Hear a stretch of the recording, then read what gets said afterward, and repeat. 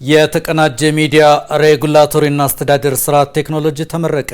የኢትዮጵያ መገናኛ ብዙሃን ባለስልጣን ከአርቲፊሻል ኢንተለጀንስ ኢንስቲትዩት ጋር በትብብር ያለማው ስርዓቱ የተሰራጩ ይዘቶችን ለመከታተልና ለመቆጣጠር የሚያግዝ ነው። ስነ ስርዓቱን እየተከታተለ የሚገኘው ባልደረባችን ወንድሙ አዱኛ ተጨማሪ መረጃዎችን ሊያደርሰን በቀጥታ መስመራችን ላይ ይገኛል። ወንድሙ እንደምን አለህ? በመድረኩ የዛሬው ልዩ ቀን ነው። ከዚህ ጋር በተያያዘ ያለውን መረጃዎች አድርሰን።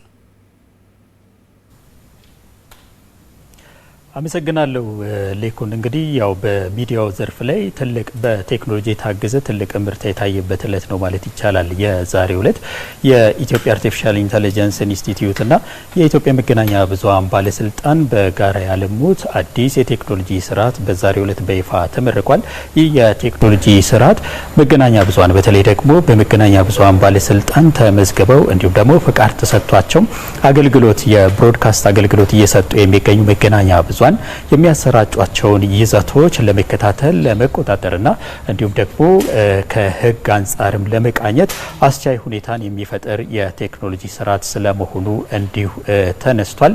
ከዚህ ጋር በተገናኘ በምረቃ ስነ ስርዓቱ ላይ ተገኝተው የተለያዩ የመንግስት ከፍተኛ የስራ ኃላፊዎች ንግግር አድርገዋል። ንግግር ካደረጉ ከፍተኛ የመንግስት የስራ ኃላፊዎች መካከል የብሔራዊ መረጃና ደህንነት አገልግሎት ዋና ዳይሬክተር ጀነራል የሆኑት አምባሳደር ሬድዋን ሁሴን ናቸው። እሳቸው በንግግራቸው ላይ ያነሱት ሀሳብ እንደ ሀገር እንግዲህ የቴክኖሎጂ ትግበራን እውን በማድረግ ሂደት ውስጥ ኢትዮጵያ ሰፊ ርቀት እየተጓዘች እንደሚገኝ እንዲሁ አንስተዋል። ከዚህ ጋር ተያይዞ በተለይ ደግሞ የመገናኛ ብዙሃን የብሮድካስት አገልግሎትን ቁጥጥርና ክትትል ለማድረግ የተለያዩ ስራዎችና ጥረቶች ሲደረጉ እንደነበርም ጭምር አንስተዋል። እንዲህ ያሉ የቴክኖሎጂ ስርዓቶችን ከውጭ ሀገርም አምጥቶ ተግባራዊ ለማድረግም ብዙ ጥረቶች ተደርገው ነበር። ነገር ግን እነዚህ ሁነቶች ከሀገሪቱ ነባራዊ ሁኔታ ጋር ተጣጥሞ ሊጓዙ ባለመቻላቸው እንዲሁ ሲዘጋይ መቆየቱን ጭምር አንስተዋል። አሁን ላይ ግን በሀገር ልጆች በኢትዮጵያ አርቲፊሻል ኢንተለጀንስ የለማው ይህ የሬጉላቶሪ ስርዓት የቴክኖሎጂ ስርዓት ለዚህ ኢትዮጵያ ልማ ለምትጓዙ በተለይ ደግሞ ከዚህ ከመገናኛ ብዙሃን የብሮድካስት አገልግሎት ጋር ተያይዞ ላሉ ሁነቶች ትልቅ ሰፊ እድል ይዞ የሚመጣም ጭምር እንደሆነ ነው ያነሱት። ከዚህ ባለፈም ከዚህ በፊት ባለሙያዎቹ የመገናኛ ብዙሃን ባለስልጣን ባለሙያዎች ሂደቶችን ለመከታተል ቁጥጥርም ለማድረግ እንዲሁም ደግሞ የህግ ጥሰቶች ሲኖሩ እነዛ እርምት እንዲካሄድባቸው ለማድረግ የቴሌቪዥን ስክሪኖችን የመመልከት እንዲሁም ደግሞ የተለያዩ የማኑዋል ትግበራዎችን ያደርጉ እንደነበርም ጭምር ነው በንግግራቸው ላይ ያነሱት። አሁን ላይ ግን ይህ የዲጂታል ስርዓት እነዚህን ሂደቶች በማስቀረት ነገሮች ሁሉ ቁጥጥሮች፣ ፈቃዶችም ጭምር በቴክኖሎጂ የታገዙ እንዲሆኑ አስቻይ ሁኔታ ፈጥሯል ነው ያሉት።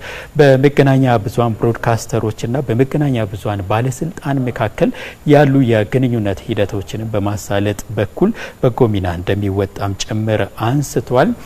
ፍትሃዊ የሆነ ቀድሞ ላይ በሁለቱ አካላት መካከል የመወነጃጀል እንዲሁም ደግሞ የመረጃም የመተማመን ሂደቶቹ የላሉ ነበሩ። አሁን ላይ ግን ሁሉም ነገር ዲጂታል ወይም ደግሞ በቴክኖሎጂ የታገዘ መሆኑ በሁለቱ አካላት መካከል በብሮድካስት አገልግሎት ሰጪዎችና በብሮድካስት ባለስልጣኑ መካከል ያሉ የግንኙነት ሂደቶችን ጤናማ በማድረግ በኩል ይህ ቴክኖሎጂ በጎ ሚና ይወጣል ነው ያሉት። ከሳቸው በተሻገረ ንግግር ያደረጉት ደግሞ የኢትዮጵያ መገናኛ ብዙሃን ባለስልጣን ዋና ዳይሬክተር የሆኑት ሃይማኖት ዘለቀ ናቸው።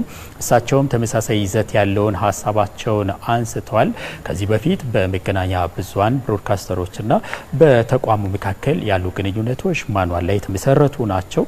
እነዚህን ሂደቶች ዲጂታልና ሂደቱን ተግባራዊ በማድረግ በኩል በጎ ሚና እንደሚወጣም ጭምር ነው የተናገሩት።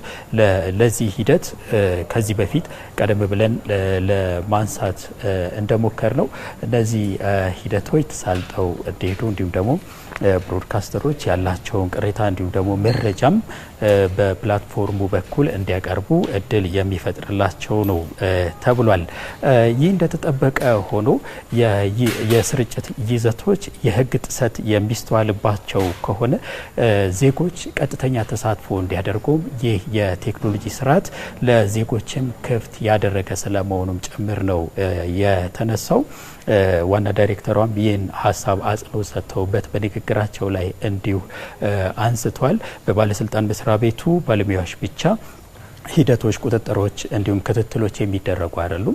ዜጎች ባሉበት ሆነው የብሮድካስት አገልግሎቶችን ሲመለከቱ እነዚህ ሂደቶች የህግ ጥሰት አለባቸው አሊያም ደግሞ የሐሰተኛ መረጃን ይዘት ያካትቱ ናቸው የሚለውን በመመልከት ቀጥታ ወደ ዲጂታል ቴክኖሎጂው በመቅረብ ሀሳባቸውን፣ ጥቆማቸውን መስጠት የሚችሉበትን ሂደት ያሳለጠ ስለመሆኑም ጭምር ነው ዋና ዳይሬክተሯ ወይዘሮ ሃይማኖት ዘለቀ በንግግራቸው ላይ ያነሱት። ከዛ በኋላ ይህን የዲጂታል ፕላትፎርም በማበልጸግ ሂደት ውስጥ በጎ ሚናውን የተወጣው አገር በቀሉ የኢትዮጵያ አርቲፊሻል ኢንተለጀንስ ኢንስቲትዩት ነው። የኢንስቲትዩቱ ዋና ዳይሬክተር የሆኑት ዶክተር ወርቁ ጋችናም ሀሳባቸውን በዚሁ መድረክ ላይ እንዲሁ አንስቷል። የዲጂታል 2025 ትግበራን አጠናቃ ወደ ዲጂታል 2030 ትግበራ የገባችው ኢትዮጵያ የተለያዩ አገልግሎቶችን በዲጂታሉ አውድ የመቃኘት ሂደቶችን ትኩረት ሰጥታ እየሰራች ነው የሚገኘው የሚለውን ሀሳባቸውን አንስተው የአገልግሎቶችን በዚሁ ሂደት እንዲያልፉ አርቲፊሻል ኢንተለጀንስ ኢንስቲትዩት ሀገራዊ ኃላፊነቱን እየተወጣ እንደሚገኝም ጭምር ነው ያነሱት።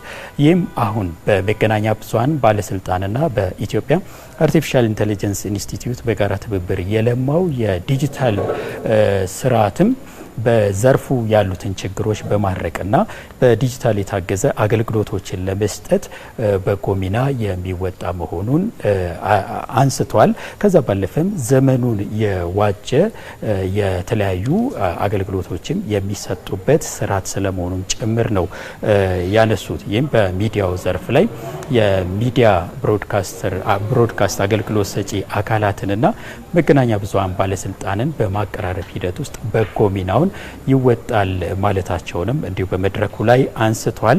ምናልባት ሌኩን ተጨማሪ ጉዳዮችን የመገናኛ ብዙኃን አገልግሎት ሰጪ ተቋማት የስራ ኃላፊዎችንና ሌሎች ሀሳቦችን አካተን ደግሞ በምሽቱ የዜና ወጃችን ላይ ወደ ተመልካቾች የምንደርስ ነው የሚሆነው። በእኔ በኩል ግን ለአሁኑ ያሉት መረጃዎች ይመስላሉ። ወንድሙ አመሰግናለሁ።